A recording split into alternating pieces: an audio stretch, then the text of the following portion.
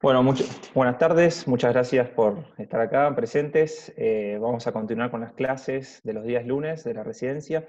En este caso me tocó a mí hablar del tratamiento farmacológico en el cáncer renal metastásico avanzado. La idea es que se lleven como una actualización hoy en día sobre qué tipo de tratamiento le damos a los pacientes que no pueden realizarse una nefrectomía citorreductiva y debemos optar por una terapia sistémica. ¿Sí? Vamos a ver que durante los años anteriores hubo un cambio con respecto al tratamiento farmacológico, así que la idea es que se lleven como una actualización.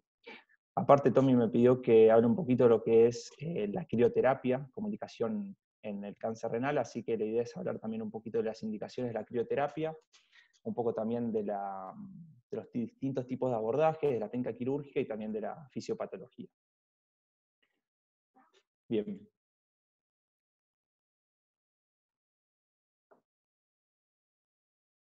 Ahí está. Perdón, que anda medio con delay. Ahí está.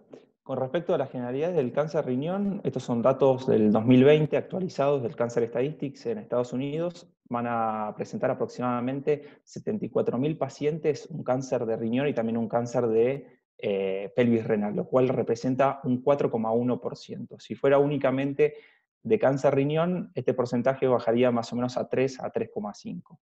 Y si habláramos de muertes proyectadas para el 2020, vendrían a ser aproximadamente 14.000, lo cual representaría un 2,4%. De acuerdo a la edad del diagnóstico de un cáncer de riñón, la presentación, sabemos que es entre los 60 y los 70 años, teniendo un pico a los 64, 65 años. Pero lo que me gustaría que vean en este cuadro es que la edad de los 35 a los 55 años representa un 20% de los casos y año tras año va aumentando, por lo cual nosotros como urólogos no nos tenemos que olvidar que un paciente joven de 40 años, por ejemplo, puede presentar un tumor renal y debemos actuar sobre ello.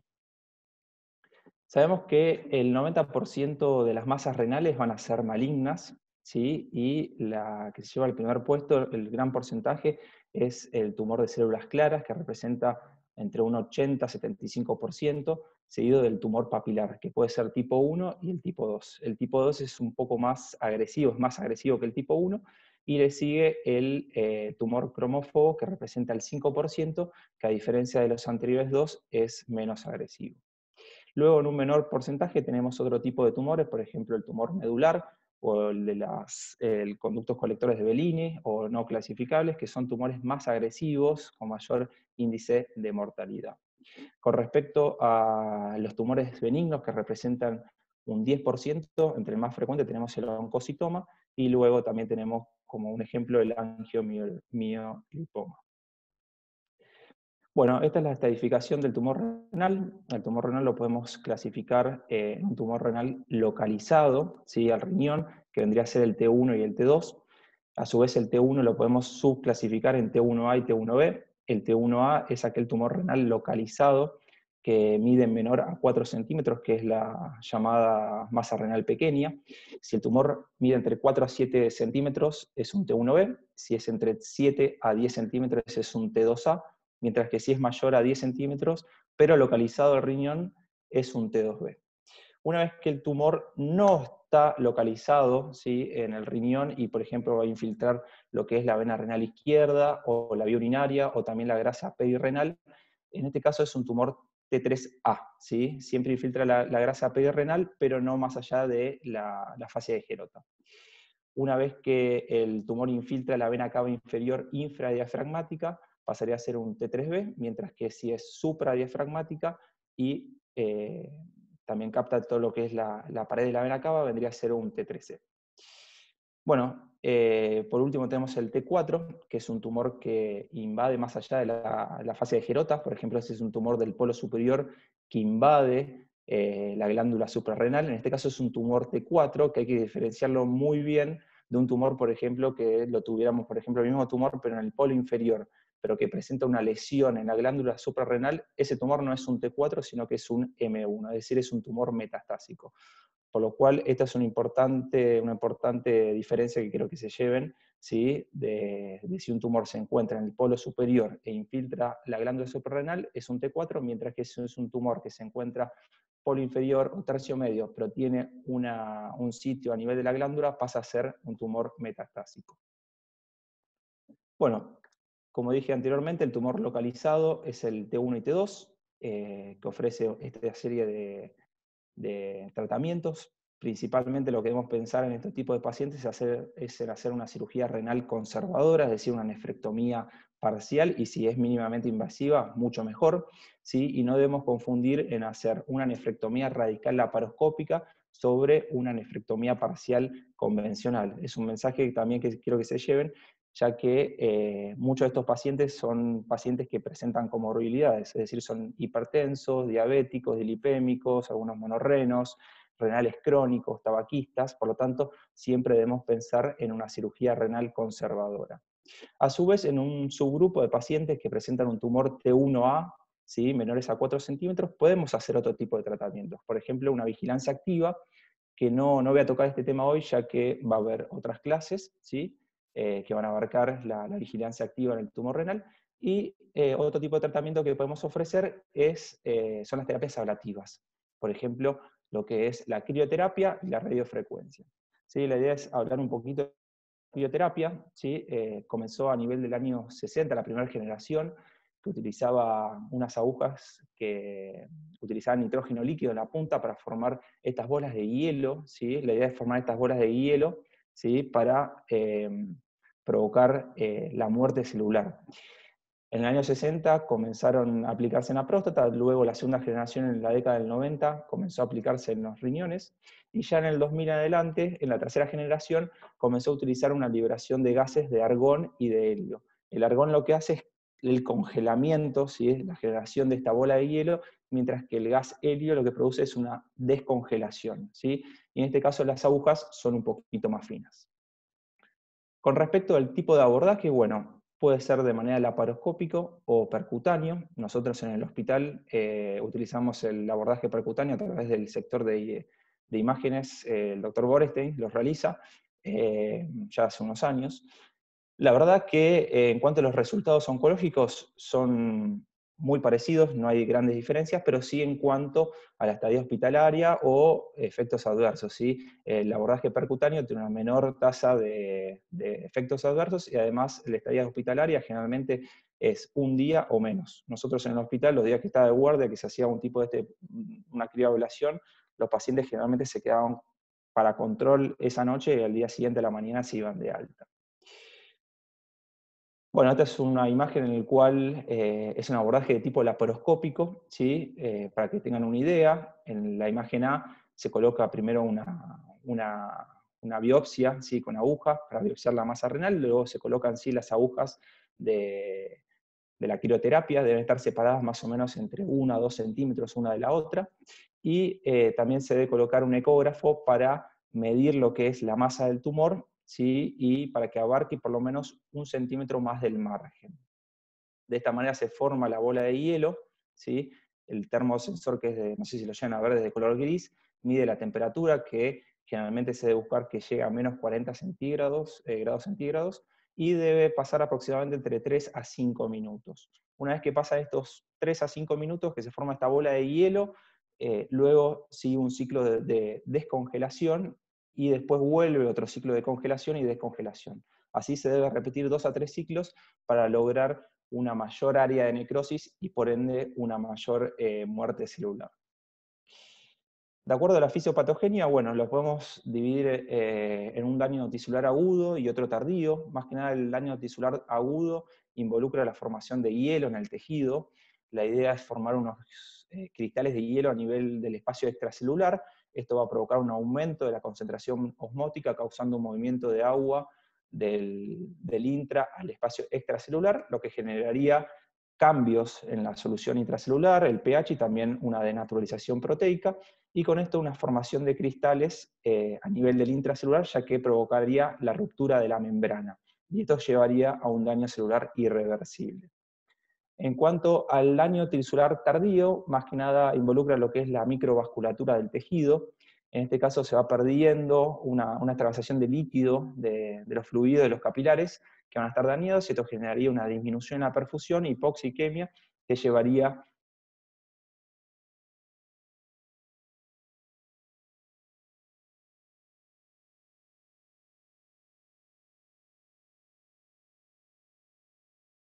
¿sí? 75, 80, 85 años, que presentan múltiples comorbilidades, las nombré anteriormente: hipertenso, diabético, tabaquista, monorreno, renal crónico, ¿sí? Que presenta una masa periférica idealmente menor a 3 centímetros. Y si se ubica en la válvula posterior, mejor. Pero ese vendría a ser el candidato ideal. ¿Y por qué no se lo vamos a indicar a un paciente joven? Por ejemplo, si presenta una masa menor a, no sé, de 2 centímetros. Bueno, este es un metaanálisis que describe y compara todos los tumores renales T1A, ¿sí? Que hicieron una nefrectomía radical parcial contra terapias ablativas. Fueron más de 100 artículos. Se vio que la sobrevida a cáncer específica fue similar en todos los tratamientos, pero en 14 estudios hubo una mayor recurrencia local en los pacientes tratados con terapias ablativas, es decir, con crioterapia. Por lo tanto, ¿qué nos dicen las guías? Las guías nos dicen que las terapias ablativas, por ejemplo la crioterapia, están asociadas a una mayor recurrencia local con respecto a la cirugía convencional, es decir, una cirugía, por ejemplo, una nefrectomía parcial, una nefrectomía radical. Y se necesitan más de un tratamiento, a veces 2 o 3 indicaciones de crioterapia para llegar a los mismos resultados oncológicos. Y a su vez también no se demostró hasta el día de la fecha ningún estudio que mostrara beneficios oncológicos con respecto a la crioablación comparado a una nefrectomía parcial.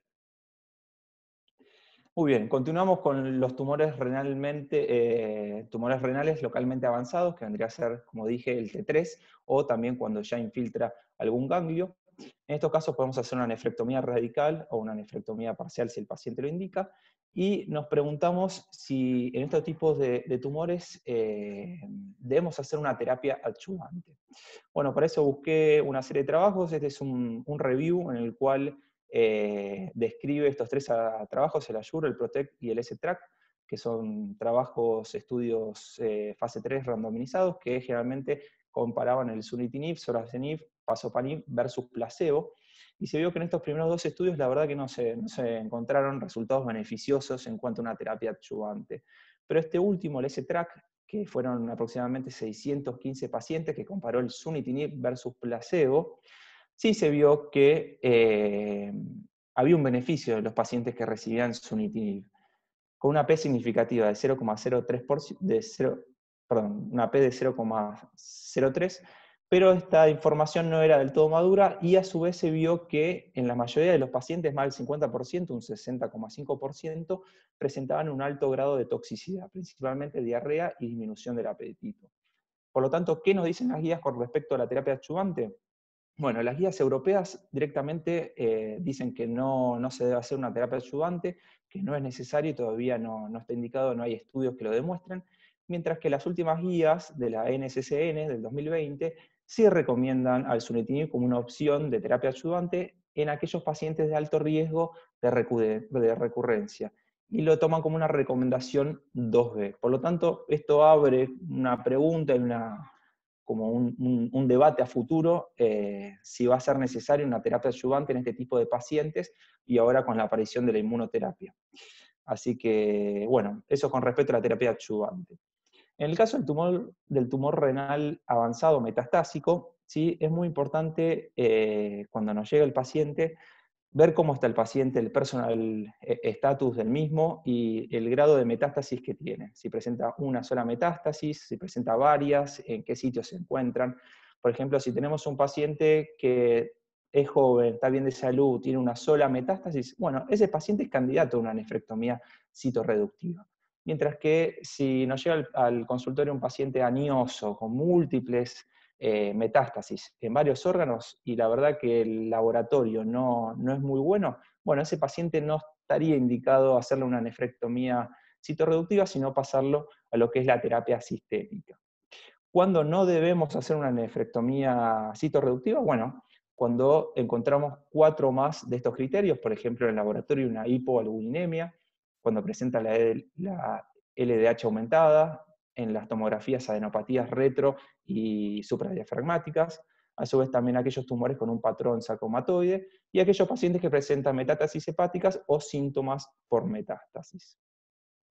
Bien, entonces los pacientes que no son candidatos metastásicos, que no son candidatos a una nefrectomía citorreductiva, pasan al grupo de los pacientes que deberían recibir una terapia sistémica.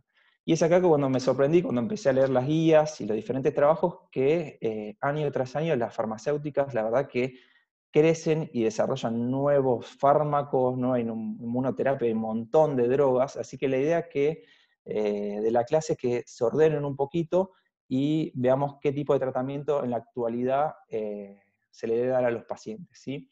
Primero vamos a hablar de los inhibidores de la tirosina quinasa, que son, por ejemplo, el sunitinib, el pazopanib, ¿sí? Estos tipos de drogas actúan en el dominio intracelular del receptor tirosina quinasa, ¿sí? Y lo que provocan es cambios químicos que generarían una disminución en la transmisión de señales a nivel del intracelular, lo que provocaría una disminución en la angiogénesis y también una disminución en la duplicación celular tumoral. Como ejemplos podemos nombrar el sunitinib, pazopanib y acitinib. Hay otros, pero estos vendrían a ser los más frecuentes. Todos se administran por vía oral. Dentro de las características del sunitinib encontramos que la dosis es de 50 miligramos por día por 4 semanas, seguidos por un periodo de descanso de 2 semanas. Los efectos adversos principales son fatiga, diarrea. También hay uno que es característico, que es el síndrome mano-pie, que es un síndrome que es muy habitual en los pacientes tratados con este tipo de drogas, en los pacientes con cáncer, que desarrollan lesiones a nivel de la palma de la mano y la planta de los pies, como lesiones como si fueran ampollas o lesiones térmicas, ¿sí? Como quemaduras, por lo cual estos pacientes tienen una dificultad en la movilización y también para hacer movimientos con las manos.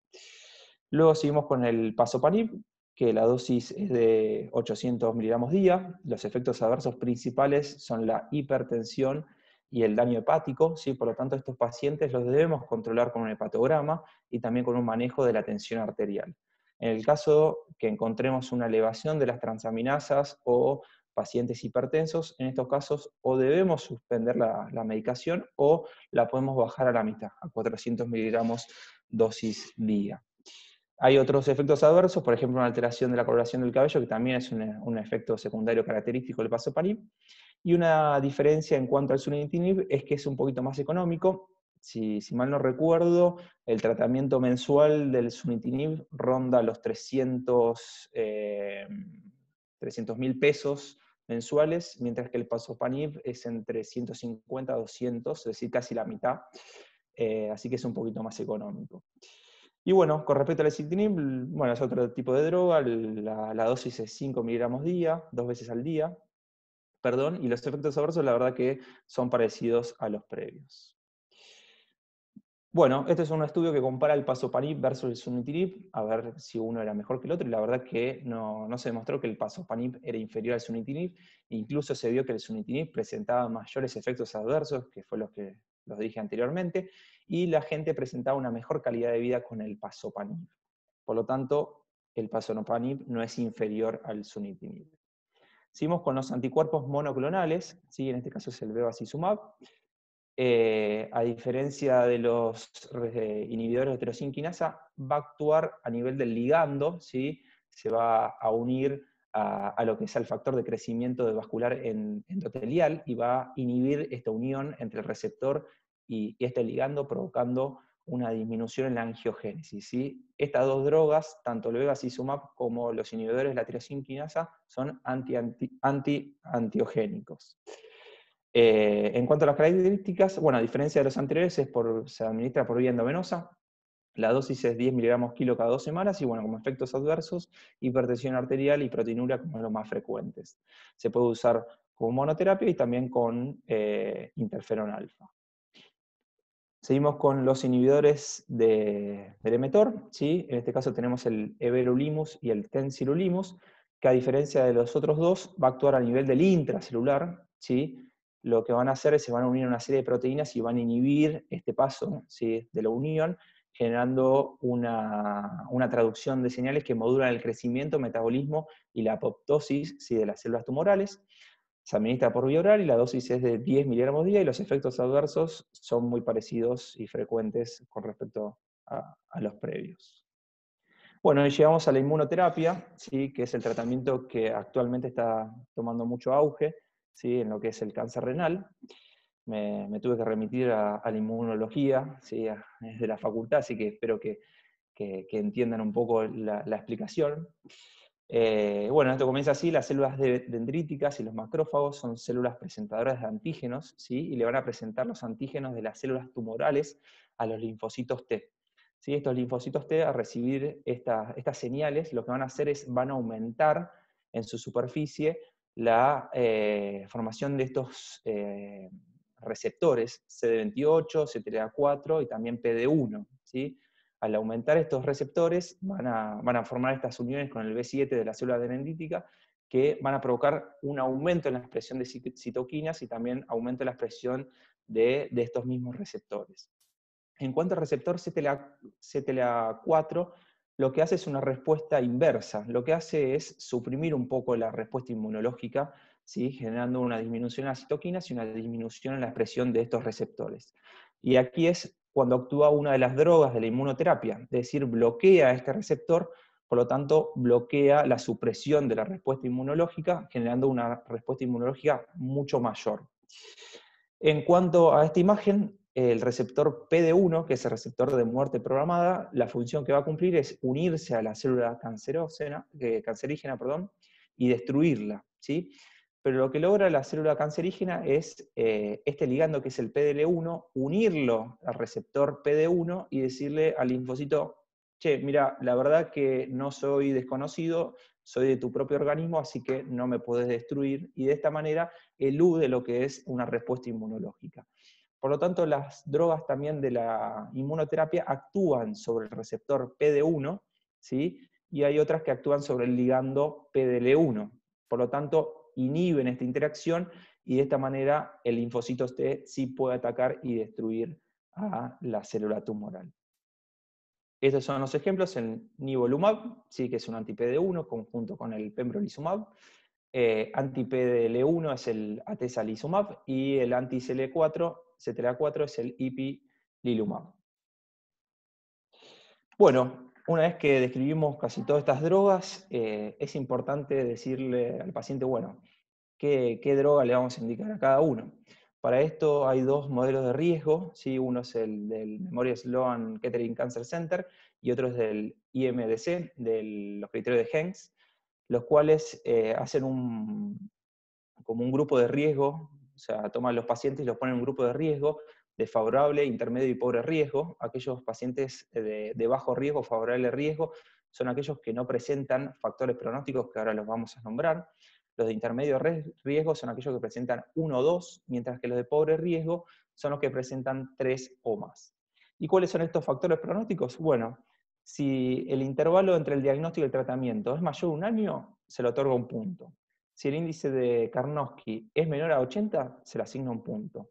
Si el calcio es mayor, si tiene una elevación del calcio, se entrega un punto. Mientras que si la hemoglobina es inferior a la normal, también se entrega un punto.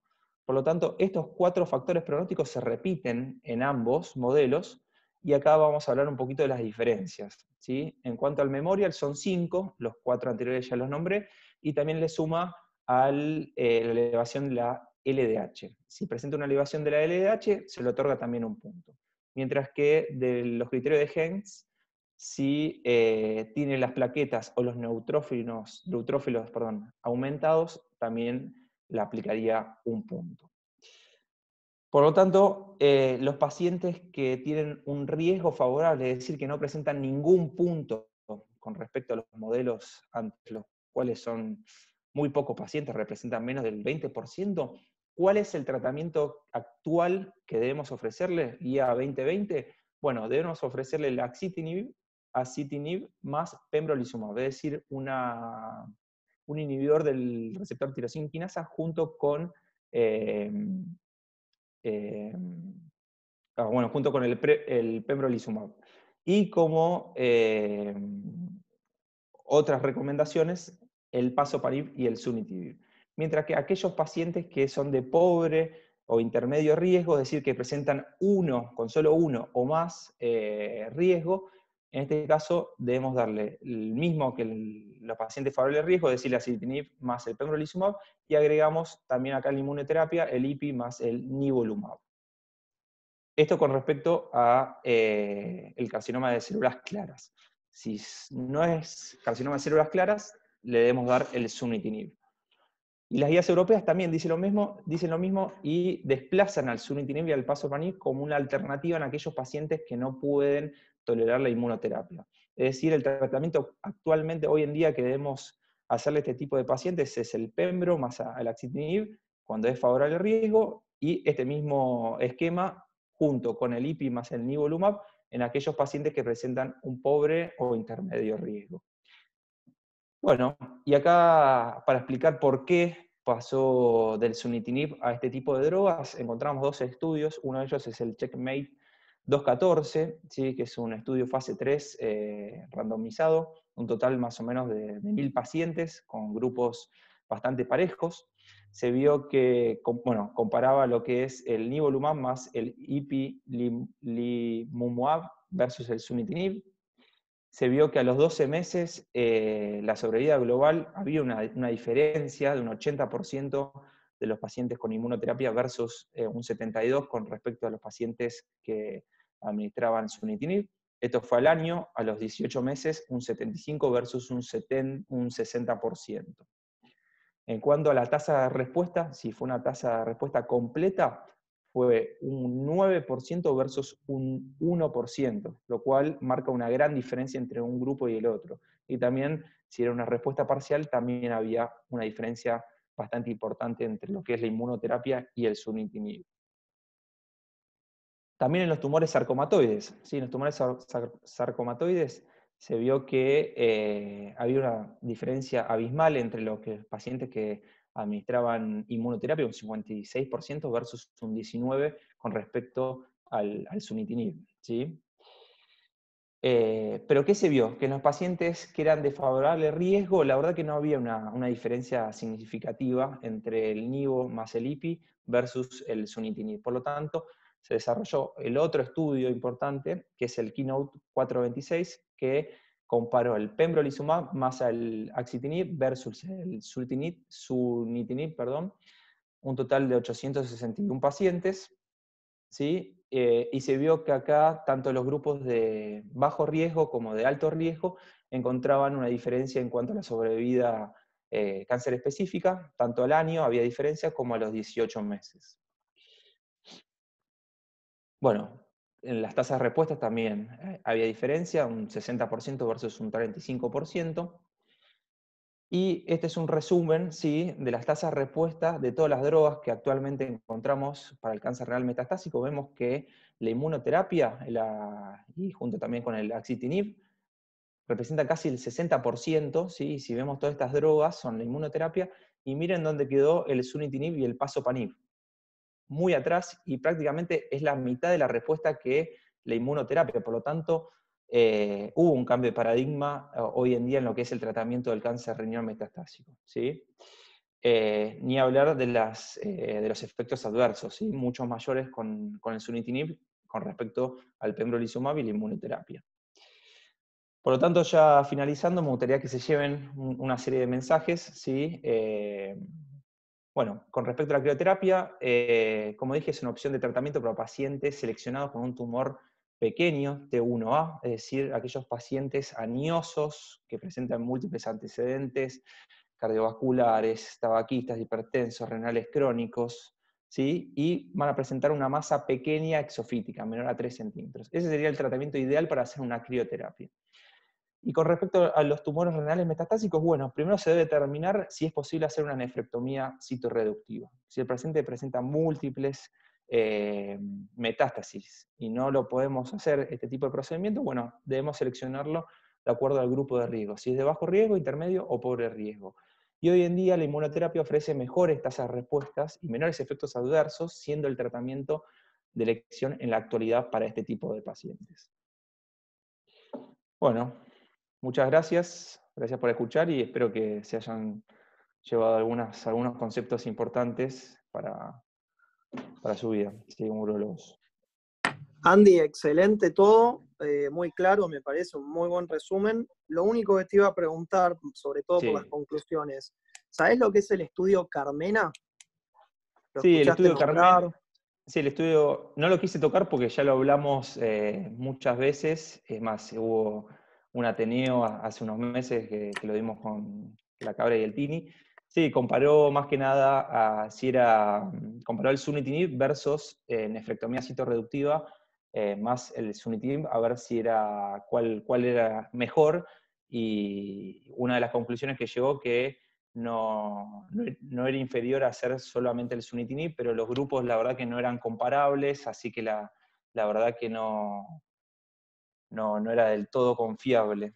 ¿Sí? Bien, Eso, pero básicamente hoy en día, a raíz del Carmena, hay mucha sí. gente que dice no sirve la nefrectomía citorreductiva y hay gente que sigue con la idea.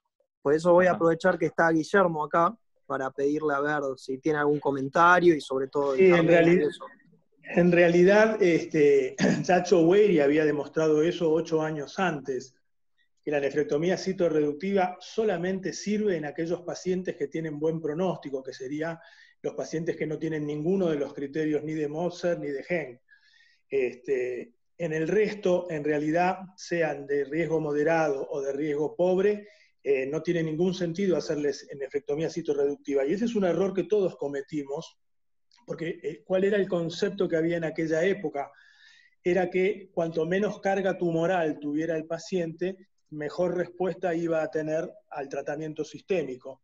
Pero después, cuando se hicieron los estudios randomizados, prospectivos, se vio que realmente eso no es así, solamente es útil en los que tienen un buen pronóstico de entrada, en los otros nada. Es más, a veces hasta puede ser contraproducente porque demora el inicio del tratamiento sistémico. Perfecto. Gracias. Guillermo, yo Perfecto. también tengo una pregunta, porque ahí estaba viendo que los trabajos que presenta Andy, todo, siempre que se usa nivolumab es en combinación, pero he visto que también se lo da solo el nivolumab. ¿Vos Sí, normalmente estás usando nivolumab solo o ahora estás con, digamos, los sí. protocolos del hospital que usan? Lo primero que te digo es que obviamente nosotros no manejamos estas drogas, por eso quiero felicitarlo a Andy, porque la verdad que es un territorio que para nosotros es un poco áspero, Sí. porque esto habitualmente en el hospital lo manejan los oncólogos. Pero es cierto lo que vos decís, habían empezado primero con Nivo y con ipilimumab, y ahora en algunos pacientes están haciendo solamente nivolumab. Por ejemplo, el paciente que todavía está internado, Ruiz, el de Tucumán, ese es un paciente que empezó con las dos drogas y después siguió solamente con nivolumab. No se sabe todavía realmente si es exactamente igual, pero pareciera que el efecto beneficioso se consigue con una de las dos drogas solamente, con el nivo.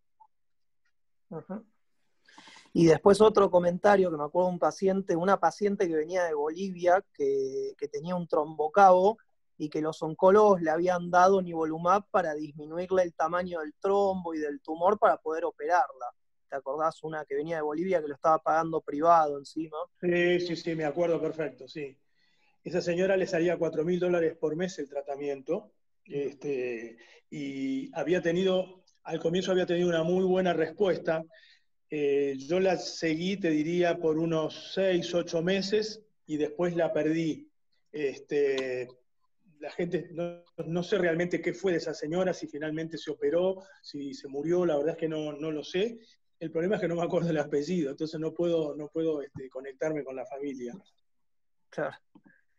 Y después, Andy, te quería hacer una pregunta. ¿Sabés por qué la Sí. crioterapia también es para menores de 3 centímetros? También un tema que por ahí uno piensa, ¿por qué menos de 3?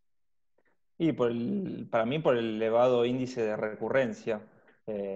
Por eso lo dije en lo de las guías, es que generalmente a veces en los pacientes se indican más de una indicación de crioterapia. Tienen que hacer 2 o 3 ciclos para poder generar un tratamiento eficaz, efectivo. No Sí, sé si... los mejores resultados, Andy, en un trabajo de muchos miles de casos, no, Sí. muchos cientos de casos, no miles de casos, son 26 milímetros. Ajá. Con 26 Ajá. milímetros se vio que es el mejor resultado para hacer crío. Ok. Y otro tema aparte que una vez me lo dijo Matías Borestein es el costo, porque tenés que usar un montón de agujas para tumores más grandes y cada aguja sale $3.000. Son descartables. Mirá, Y no sabía entonces si eso. vos tenés un tumor de más de 3 centímetros, tenés que usar como 7, 8 agujas y entonces sale carísimo. Sí, pero además, Tommy, no estaría indicado hacer tumores grandes con crío. Se sabe que no es un buen método para tumores grandes, es justamente para T1A, y te diría que hasta un poquito menos de T1A, porque es no 4, sino 3. Claro. Perfecto. ¿Alguien tiene alguna pregunta? Aprovechar que Andy ahora es el experto. Digo una cosita, no sé si se escucha. Sí, Sí. Thierry. ¿Cómo está? Muy bueno, Andy, porque creo que pudiste resumirlo de forma práctica. Creo que siempre es un tema que cuando uno escucha que no es oncólogo, uno generalmente se marea, se pierde, y al menos a mí me pasa que termino pensando en cualquier cosa y dejo de prestar atención. Pero lo resumiste muy bien. En realidad mi pregunta por ahí, más que nada para Guillermo, si te parece que el tema de la medicación, por ahí será algo que en el futuro será algo que tengamos que manejar nosotros los urólogos, o te parece que es más un territorio del oncólogo y va a seguir siendo así.